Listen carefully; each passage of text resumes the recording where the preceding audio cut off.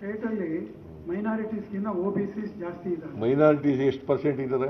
11% ಅನ್ನು ಬರ್ತಾರೆ. ಯಾರು ಹೇಳಿದ್ರು ಮೈನಾರಿಟೀಸ್? ಮುಸ್ಲಿಮ್ಸ್ ಮೈನಾರಿಟೀಸ್ ಅಂದ್ರೆ ಮುಸ್ಲಿಂ ಅಲ್ರಿ. 56% OBC ಇದ್ದಾರೆ ಸರ್. 56% OBC ಇದ್ದಾರೆ. ಹೌದಪ್ಪ, ಇದ್ದಾರೆ. ಬೇರೆ ಬೇರೆ ಅವೆಲ್ಲ ಸಿಗೋದಿಲ್ಲ ಅವರಿಗೆ. ಬೇರೆ ಬೇರೆ ಎಜುಕೇಶನ್ ಪರ್ಸೆಂಟೇಜ್ ಎಷ್ಟು? ಎಜುಕೇಶನ್ ಪರ್ಸೆಂಟೇಜ್, ಲಿಟ್ರಸಿ ಪರ್ಸೆಂಟೇಜ್ ಎಷ್ಟು ಗೊತ್ತಿಲ್ಲ. ನೀವು ಸುಮ್ಮನೆ ಲಿಟ್ರೇಸಿ 900 ಕೋರ್ಸ್ ಮೈನಾರಿಟಿ ಕೊಟ್ಟಿದ್ದು ಸರ್.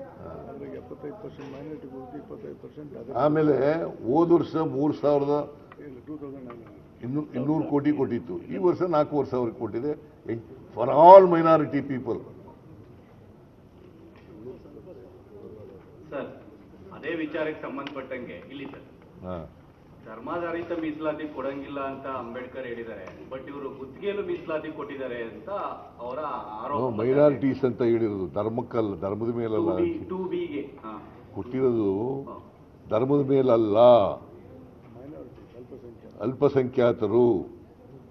2B ಮುಸ್ಲಿಮು ಬರ್ತಾರೆ, ಮುಸ್ಲಿಮರು ಕೊಡಂಗಿಲ್ಲ ಅಂತ ಅವ್ರ ವಾದ. ನೋಡಪ್ಪ, 2A ಕೊಟ್ಟಿಲ್ವಾ?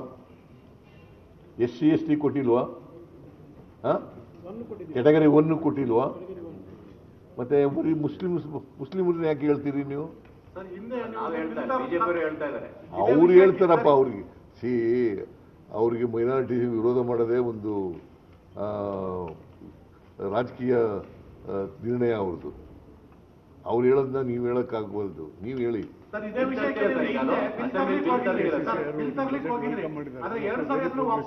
ಚರ್ಚೆ ತಗೊಂಡು ಡಿಸಿಷನ್ ತಗೊಳ್ಳಿಲ್ಲ.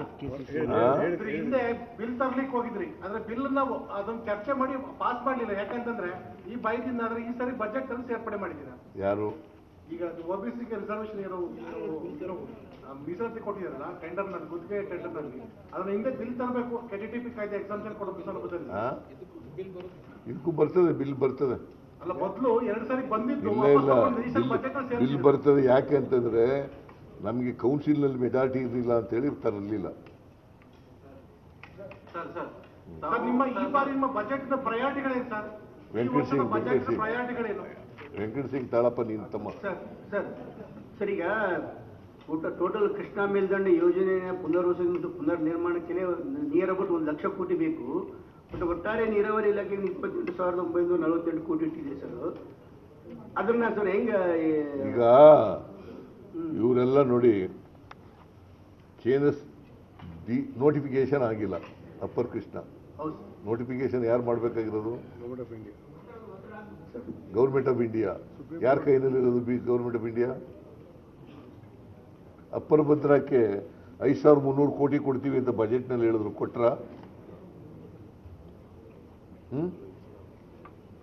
ಅದನ್ನು ಮಾತಾಡಲ್ಲ ಇವರು ಯಾರು.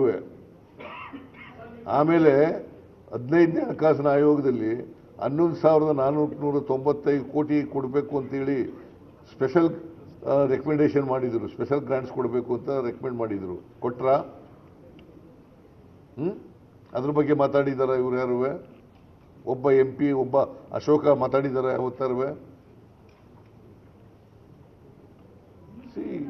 ರಾಜ್ಯದ ಬಗ್ಗೆ ಕಳಕಳಿ ಇದ್ದಿದ್ರೆ ಮಾತಾಡಬೇಕಾಗಿತ್ತು. ಅಪ್ಪರ್ ಭದ್ರಾಕ್ಕೆ 5,300 ಕೋಟಿ ಕೊಡ್ತೀವಿ ಅಂತೇಳಿ 23-24 ಬಜೆಟ್ನಲ್ಲಿ ಹೇಳಿದ್ರು. ಬರೀ ಬಾಯಿ ಮಾತಿನದಲ್ಲ, ಬಜೆಟ್ನಲ್ಲಿ ಹೇಳಿದ್ರು. ಇವತ್ತಿನವರೆಗೂ 1 ರೂಪಾಯಿ ಕೊಟ್ಟಿಲ್ಲ. 2 ವರ್ಷ ಆಯ್ತಾ ಬಂತು. ಪಾರ್ಲಿಮೆಂಟ್ ಸೆಷನ್ ನಡೆದಲ್ಲಿ ಪಕ್ಷದವರಲ್ಲಿ ಏನೋ ಈ ಬಗ್ಗೆ ಒಂದು ಕ್ಯಾಂಪೇನ್ ಮುಂಡೆಲ್ಲ ಪ್ರತಿಭಟನೆ ಮಾಡ್ತಾರೆ ಸರ್. ಇದನ್ನ ಈಗ ಈ ಪಾರ್ಲಿಮೆಂಟ್ ಸೆಷನ್ ನಡೆದಿದೆಯಲ್ಲ, ಈ ಇಶ್ಯೂಸ್ ಇಟ್ಕೊಂಡು ಮತ್ತೆ ಅಪ್ಪರ್ ಕೃಷ್ಣ ರಾಷ್ಟ್ರೀಯ ಯೋಜನೆ ಮಾಡಕ್ಕೆ ನೋಡಪ್ಪ, ದಿಲ್ಲಿನಲ್ಲೇ ಹೋಗಿ ಇವನ್ನೆಲ್ಲ ಹೇಳಿದೆ. ಪ್ರತಿಭಟನೆ ಮಾಡೋದು.